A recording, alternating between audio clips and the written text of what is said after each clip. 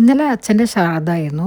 ഈ ഒരു ദിവസം വരുന്ന സമയത്ത് എല്ലാ മക്കളും ഒരുമിച്ച് കൂടാറുണ്ട്. രാവിലെ പോയി ബലിതർപ്പണമൊക്കെ കഴിച്ച് എത്തിയിട്ടുണ്ട്. അത് കഴിഞ്ഞ് എല്ലാവരും കൂടി ചേർന്ന് അച്ഛന് ഇഷ്ടമുള്ള ഭക്ഷണങ്ങളൊക്കെ ഉണ്ടാക്കിയിട്ട് അവർക്കായിട്ട് പിതൃക്കൾക്കും കൂടി വേണ്ടിയിട്ട് ഞങ്ങൾ ഒരു റൂമിൽ വെച്ച് കൊടുക്കുകയാണ് ചെയ്യുന്നത്. ഈ സമയത്ത് മരിച്ചുപോയ എല്ലാവർക്കും വേണ്ടിയിട്ടാണ് ഈ ഒരു ചടങ്ങ് ചെയ്യുന്നത്.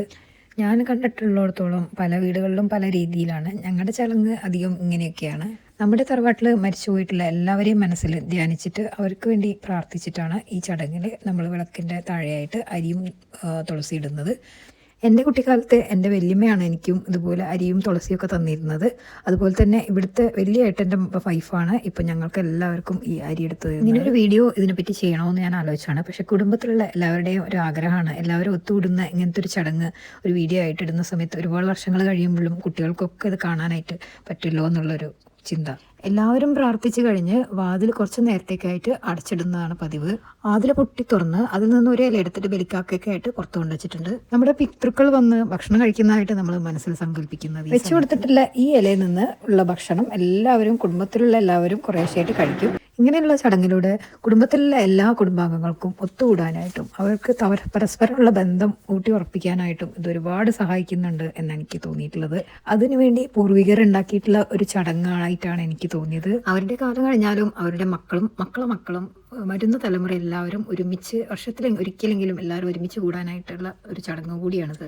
അച്ഛനും അമ്മയുള്ള കാലത്ത് 4 തലമുറകളാണ് ഒരു വീട്ടിലായിട്ട് താമസിച്ചിരുന്നത്. ഇപ്പം അച്ഛനും അമ്മയിലെ കാലിന് ശേഷം ഇപ്പോഴത്തെ 3 തലമുറകൾ ഒത്തുകൂടിയിട്ടാണ് ഈ ചടങ്ങ് നടത്തുന്നത്.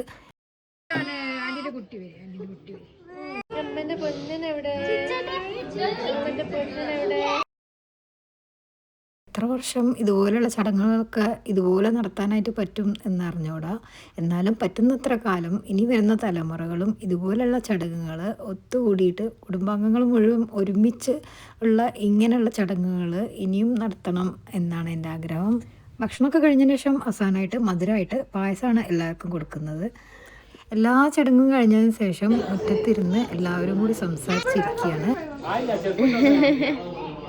നമ്മുടെ സാം 2 വർഷത്തിന് ശേഷമാണ് നാട്ടിലെത്തിയിട്ടുള്ളത്. ഇങ്ങനെ ഒരു ചടങ്ങിന് പങ്കെടുക്കാൻ പറ്റിയതുകൊണ്ട് കുടുംബങ്ങളെ എല്ലാവരെയും കാണാനായിട്ട് പറ്റി. ആസ് യൂഷ്വൽ ചടങ്ങുകളൊക്കെ കഴിഞ്ഞതിന് ശേഷം പാപ്പാച്ചിയും മക്കളും കളിക്കാനായിട്ട് തുടങ്ങിയിട്ടുണ്ട്. 2 വർഷം കഴിഞ്ഞ് ഇവരെയൊക്കെ കാണുന്നതുകൊണ്ടാണ് രേനയ്ക്ക് ഒരുപാട് കാര്യങ്ങൾ സംസാരിക്കാനായിട്ടുണ്ട്. അതുപോലെ തന്നെ മക്കൾ ബാക്കിലായിട്ട് ലുഡോ ബോർഡും കളിക്കുന്നുണ്ട്. ഒരുപാട് ഓർമ്മകൾ ഉള്ള ഒരു ഒത്തുകൂടലിന് ശേഷം ഓരോരുത്തരായിട്ട് യാത്ര പറഞ്ഞ് പോയി തുടങ്ങിയിട്ടുണ്ട്.